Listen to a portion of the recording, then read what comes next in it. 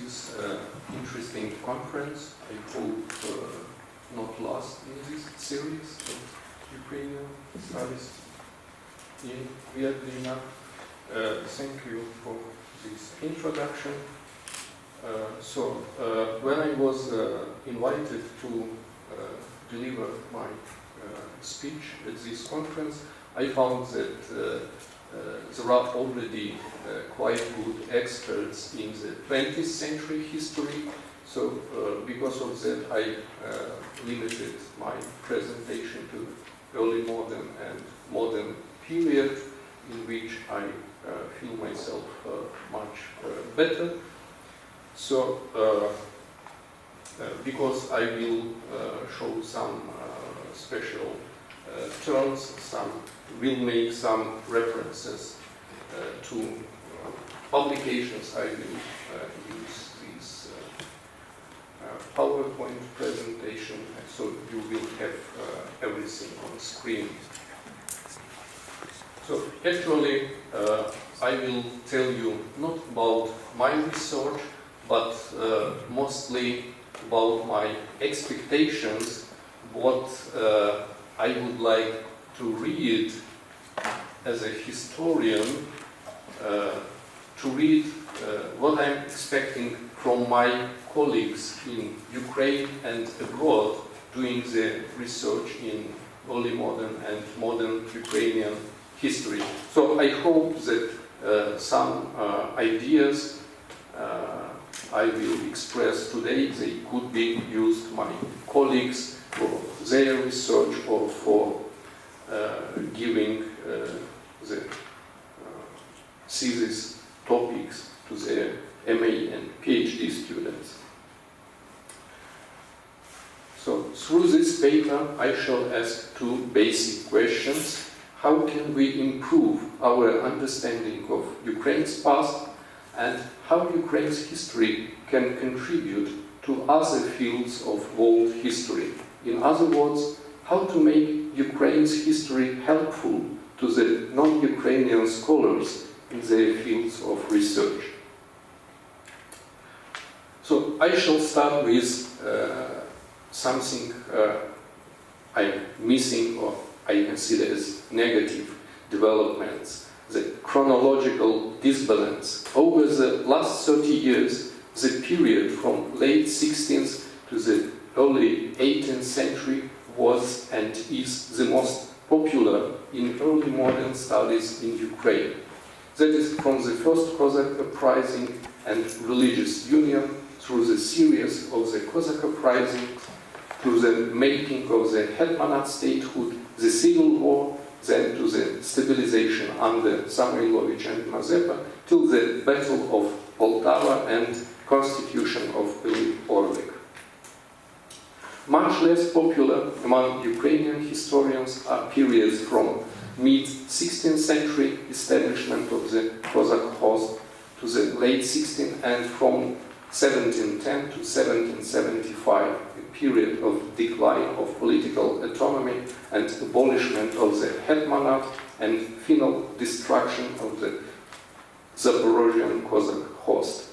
The period from 1845 to 1917 also enjoys popularity among Ukrainian historians. It started with Cyril and Method brotherhood in 1845 as opening of Ukrainian national revival, and culminated with Ukrainian Revolution and Ukrainian People's Republic in 1917.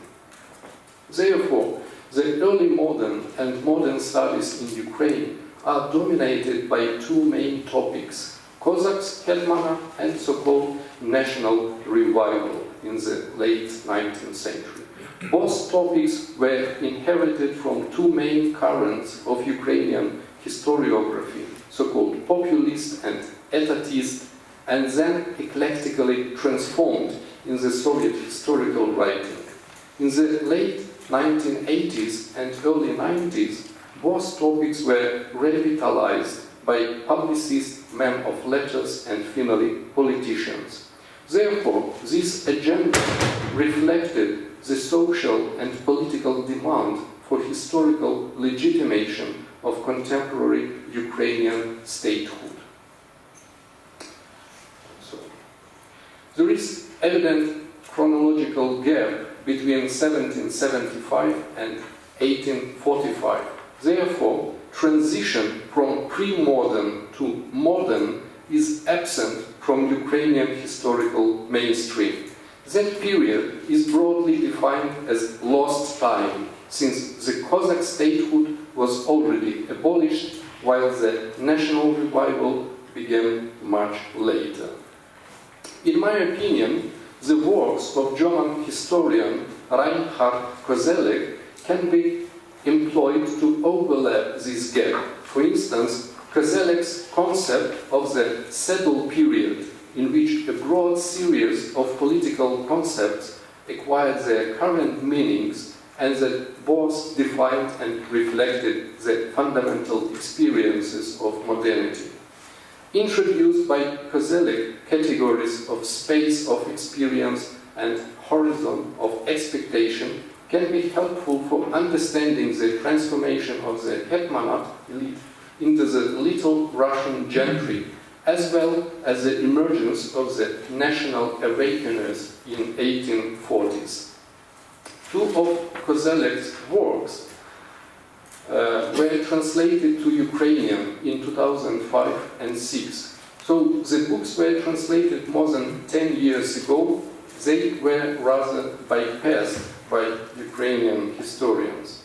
On the other hand, there are some works demonstrating how fruitful could be that lost time for new discoveries. So, for instance, the Ukrainian impact on Russian culture, published by David Saunders, sheds new light on the role played in Russian cultural development by those Ukrainians who choose to identify themselves with the Russian Empire. Zenon Kohut's Russian centralism and Ukrainian autonomy, imperial absorption of the hetmanate, compares Ukrainian case with Ostsee province. Sergei Plokhy, the Cossack myth, history and nationhood in the Age of Empires, deconstructs the well-established myth that the Ukrainian Cossacks missed the hetmanate autonomy.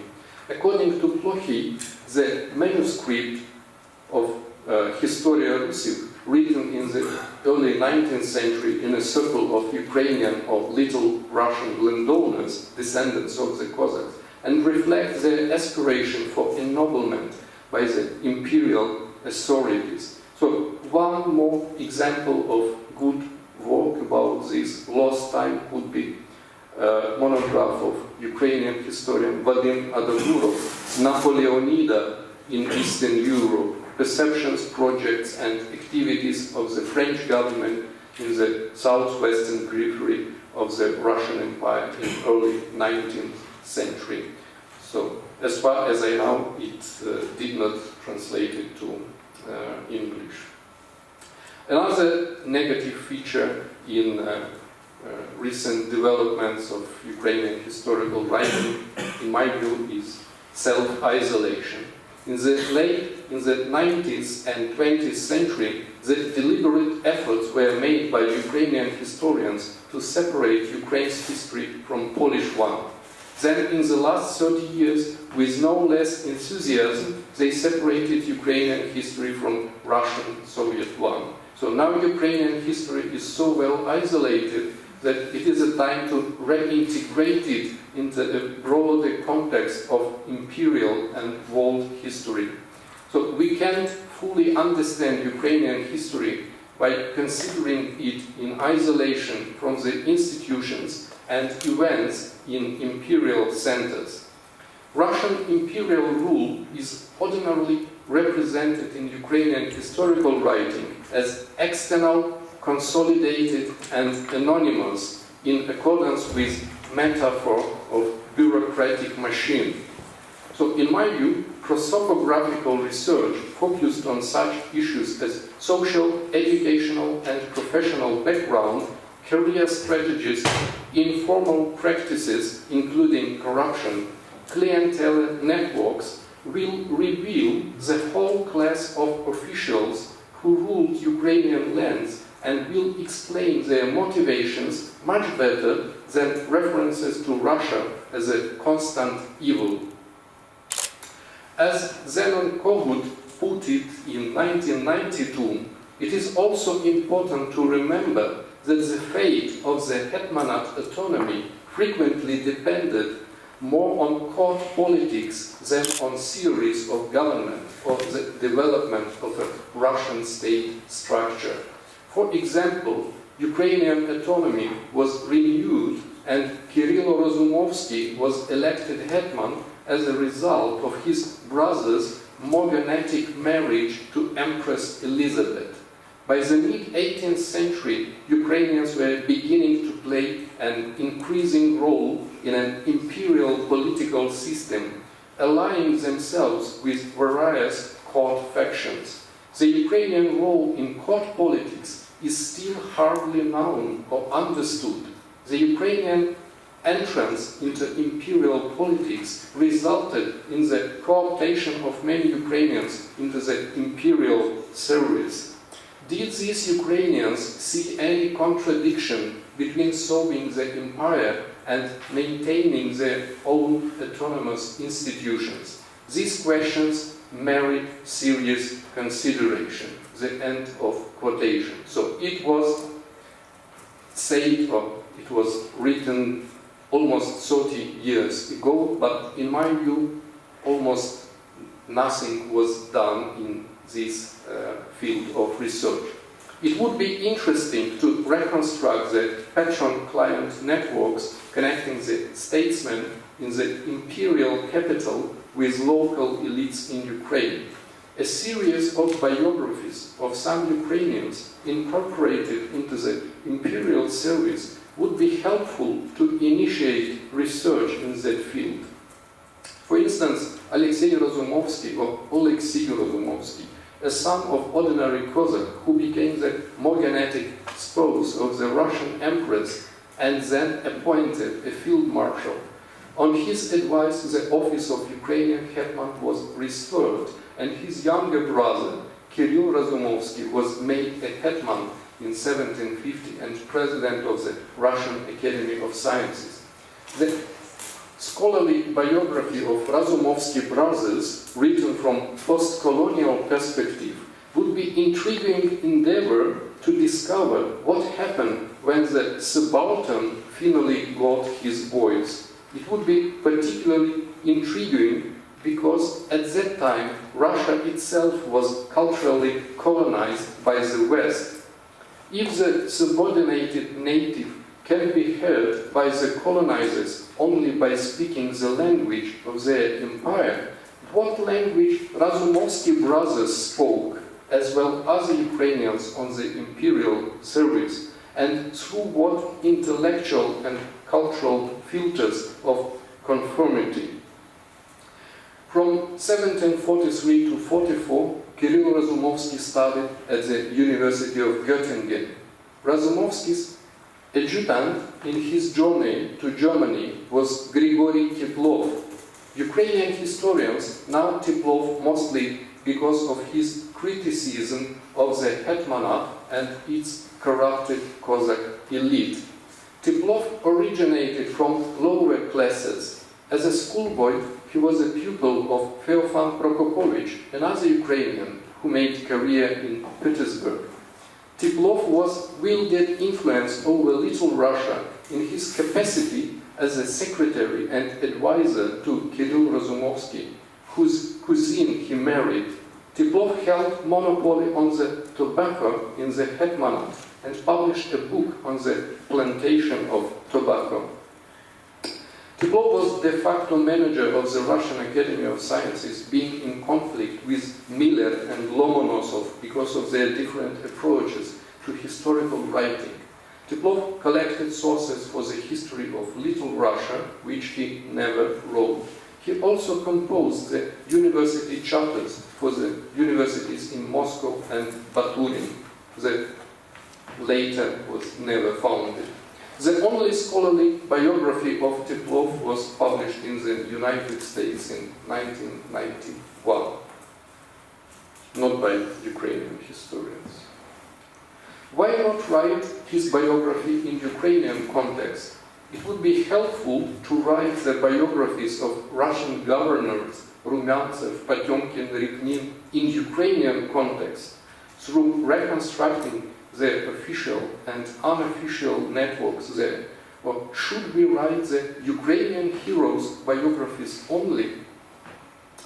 How Russian policy in Ukrainian lands was influenced by the Enlightenment ideas, as well by colonial practices of Western powers in their overseas domains, brought by numerous Westerners on the Russian service. The gendered subaltern approach would be also helpful in case of Razumovsky's career. Alexei Razumovsky's life has much in common with Roxolana, a teenager girl enslaved by the Tatars and sold to Istanbul, where she became a powerful wife of the Sultan Suleiman I. In present-day Ukraine, Roxolana's life is mostly considered as a success story, while Alexei Razumovsky put into oblivion. So these different attitudes to Razumovsky and Roxolana will explain a lot about contemporary Ukrainians. Both these persons, they lack scholarly biographies. I consider as promising consumption, cultural transfer, and diasporas. The history of consumption is fast becoming a vital area of academic research. In recent decades, consumption stepped out of the shadow of production. So in Ukraine, the history of consumption is only making its first steps. It can overcome the self-isolation and explore Ukraine as part of global trends. Historians can focus not only on the production, representation, and circulation of things, but as well on the nature of symbolic communication, material practices, and identity formation. For example, the spread of Oriental fashion and making of Sarmatian culture in early modern Poland, Lithuania, followed by the Cossack Ukraine, demonstrates how consumption is connected to politics and identity, and in this case also to phenomenon of self-orientalization. In the early modern Poland, Lithuania, as well in modern Russian Empire, the cultural transfer was largely facilitated by the trading diasporas and individual foreigners like artists, engineers, architects, etc. However, research on various diasporas is ordinarily isolated from the proper Ukrainian history. One can't imagine life of an early modern nobleman without his business partners from the diasporas, particularly without Jews. So this publication of Professor Rossman, the Lord's Jews magnate Jewish relations in the Polish-Lithuanian Commonwealth during the 18th century could be a good example, a good model for further research. Therefore, it would be quite intriguing when writing a biography of, say, Prince Ostrowski, to include there a chapter, Prince Ostrowski and Jews.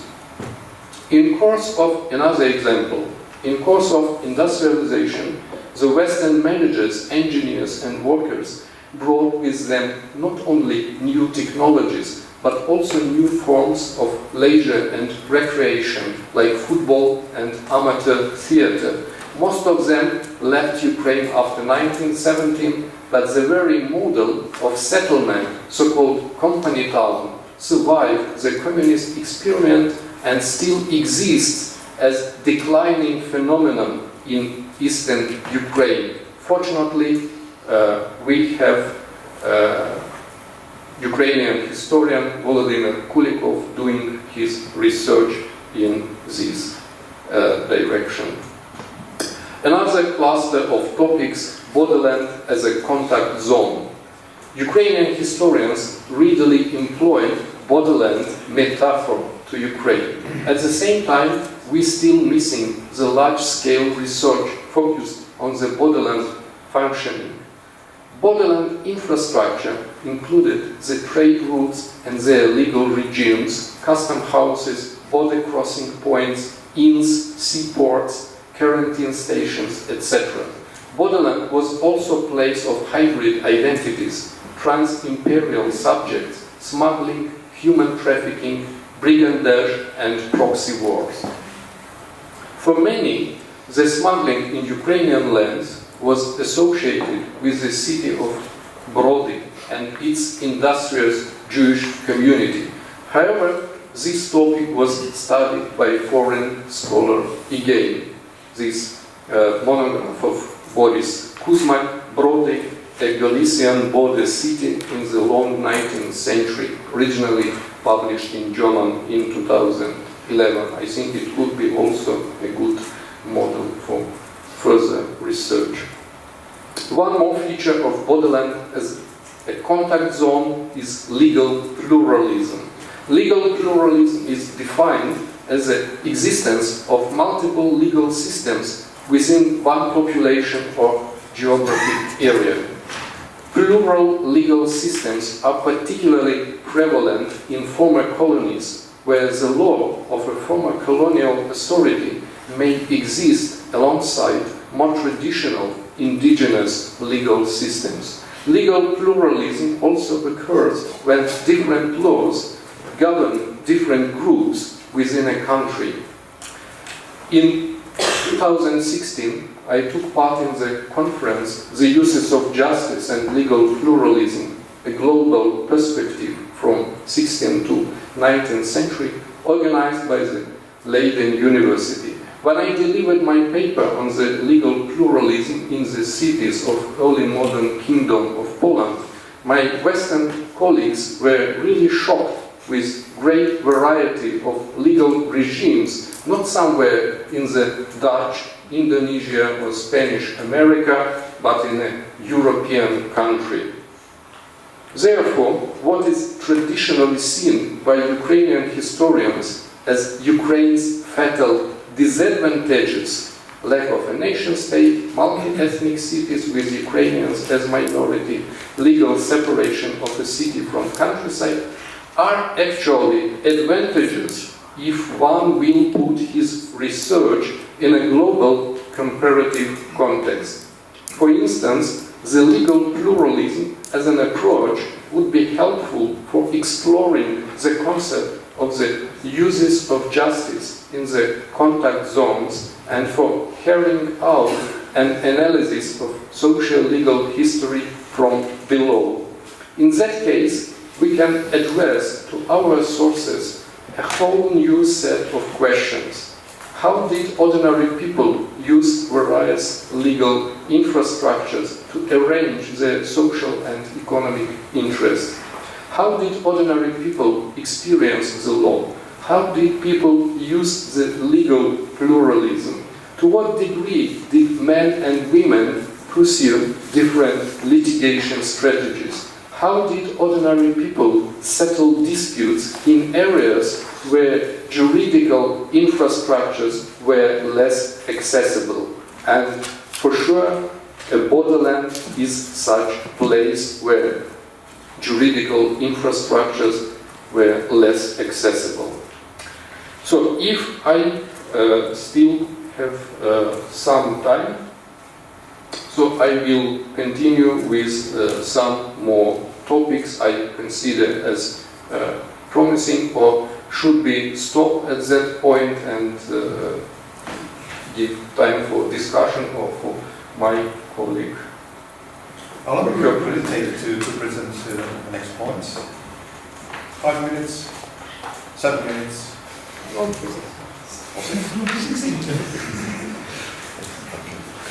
Okay, so one more cluster I call as Imperial topics and modernization. Some topics as related to imperial history were marginalized or totally expelled from Ukrainian historical writing in last 30 years. Most of these topics are related to the late imperial modernization, which started with so-called great reforms in the 1860s. If there are some recent Ukrainian papers in this field, they are either superficial or devoted to the technical details and mostly based on Russian publications of the 19th and 20th centuries. For instance, the railways coming from central Russia to the Black Sea ports not only connected periphery with Imperial center, but also Ukrainian lands to each other. The railways transformed economic, social and cultural landscape and could be explored in socio-cultural context. Another promising field for research is history of epidemics and medicine. Urbanization and industrialization brought not only positive but also negative changes, including the growth of crime. History of crime, criminal networks and particular criminal culture in Ukraine still waiting to be explored. When rediscovering the Ukrainian national movement, Ukrainian historians ordinarily not take into consideration Russian and Jewish political parties active in Ukraine before 1917. Something exceptional is recent book of two Ukrainian historians with the same name, Clementi Fedevich, For Face, Tsar and Kobzar, the Little Russian Monarchist and Ukrainian National Movement in the early 20th century. The authors argue that Ukrainian national movement and Russian monarchists shared a good deal of common ground. For instance, they employed the same symbolic resources like Taras Shevchenko. So I will probably stop at this point with this great name, leave more time for discussion.